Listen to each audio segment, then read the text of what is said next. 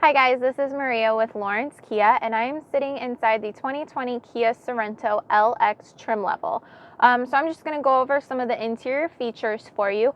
And just to start out with, this one does come with a backup camera and it has cloth seats. So to get started, we're going to go over to the driver's side door. And as you can see, it has all the normal controls.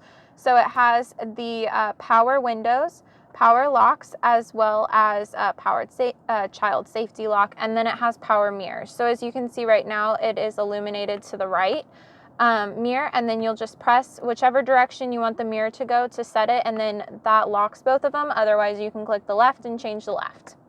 If you come over here on the side, you'll see that right here is where you press to open your gas tank cap. And then up above here, you'll see you have illumination for your dash, so you can either brighten it or dim it, as you can see. And then next to it is blind spot detection. So with this light on, that means your blind spot is activated. And so there is an icon up in your mirror, the same icon that's right here. And so then when somebody's driving, that icon on your mirror will illuminate to let you know someone is in your blind spot. And then of course you have your traction control.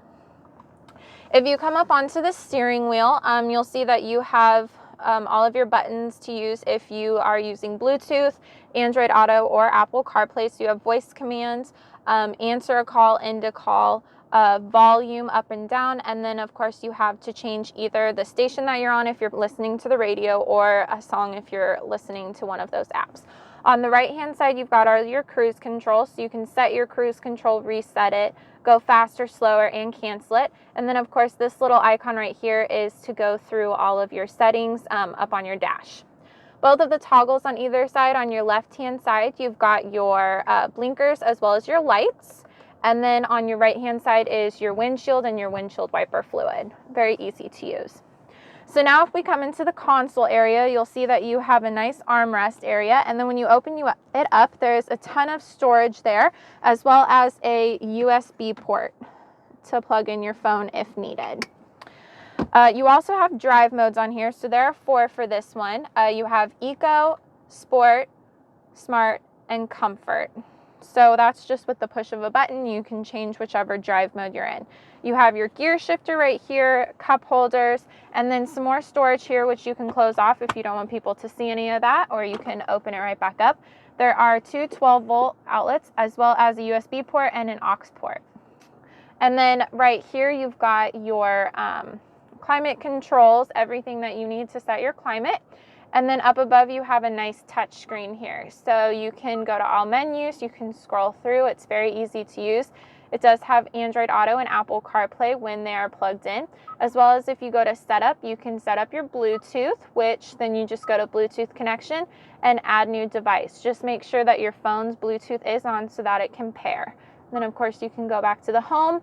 What else is really cool about this is there is quiet mode. So when quiet mode is on, the sound in the back rows will go lower, so that say you have children in the back and they're trying to sleep, but you still want to listen to the radio or whatever you've got on, then you can lower the sound for them, and then you'll still hear the same sound, but they won't. So that's a really cool feature to have. If you come up here, you'll see that there is a spot for your sunglasses, and then there is a button to turn on all the lights in the cab, as well as you can turn the lights on and off when your car door opens. So next I'm going to take you to the second row so you can see the features back there. All right, guys, so now we're in the second row of the Sorento. So as you can see, you've got the cloth seats, and then we do have this middle console pulled down, so you do have armrests as well as cup holders, but you can pull this up to make for a third seat if needed. So from here, there are 2 ways that you can put these seats down. If you just want these seats down so that this whole entire back space is open, if you've got a lot of stuff you're moving, then there's a lever on the side and you'll just pull it. And both of these seats will come down exactly like this, very simple. And then when you want to, you'll just hold that lever again and you'll just pull the seat right back up. And you'll just put it back to the reclining way that you want it to be. Now, if you're trying to get into the third row, there are 2 buttons. One is on top and one is over here on the side. And you'll just push it, and your seat is going to come forward. And if you need a little bit more room to get back here, you'll just push this seat forward, and you have enough space to get back to the third row.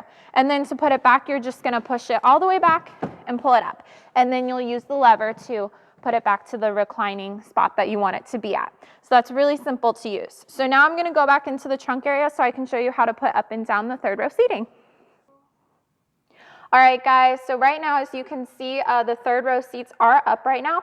So they're really easy to take down. There's a little latch back here. If you can see it, you'll see it better when I pull it down. And you're just gonna pull the latch outward and the seat is just gonna come right down. It's really easy. There's the latch right there.